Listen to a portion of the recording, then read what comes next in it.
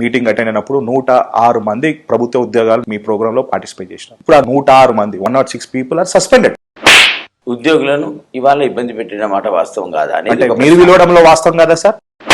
ఇప్పుడు 106 మంది సస్పెండ్ అయినారు కదా సార్, మీ వల్లనే అయింది కదా సార్. ఇప్పుడు వాళ్ళకి మీరు ఏ విధంగా ధైర్యం చెప్తారు సార్? 106 మందికి నాకు వాళ్ళకి సంబంధం ఏంటండి? మీరు వాడుకున్నట్టు అధికారంగా ఎవరు వాడుకోరు కదా సార్. సార్ ఇప్పుడు మీరు ఫేర్ గా మీరు ఓటుకి నోటు ఇవ్వకుండా ఇవ్వండి సార్, ఓటుకి ఏం పైసలు ఇవ్వకండి, పోతారా సార్ మీరు? టిఆర్ఎస్ పార్టీ ఓటుకి ఈ రేంజు ఈ బంధు అని ఇదని మనుషులు కొనే ప్రయత్నం చేసింది మీ టిఆర్ఎస్ పార్టీ సార్. అసలు మీరు ఫస్ట్ ఆఫ్ ఆల్ నన్ను కంపేర్ చేయకండి, నాకు అతను ప్రత్యర్థే కాదు, నా ఎన్నిక ఆల్రెడీ డిసైడ్ అయిపోయింది. అయితే మీరు గెలవరు సార్.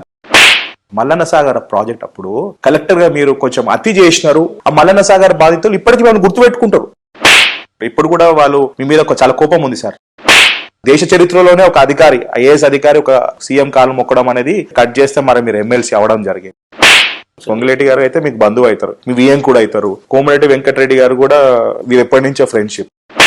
సేమ్ మీలాగానే వీఆర్ తీసుకొని కంటెస్ట్ చేసినాడు. అది కూడా తన అనుకూలంగా తన కులం ఓట్లు ఎక్కువైతే ఎక్కువ ఉందో ఆ ఏరియాలో కంటెస్ట్ చేసి, కానీ కట్ చేస్తే ఆయన ఓడిపోయాడు. సో జనాలు మెంటల్ గా ఫిక్స్ అయిపోయినారు. సో రేపు మీరు అదే పరిస్థితి మీకు ఎదురవుతుందేమో సార్.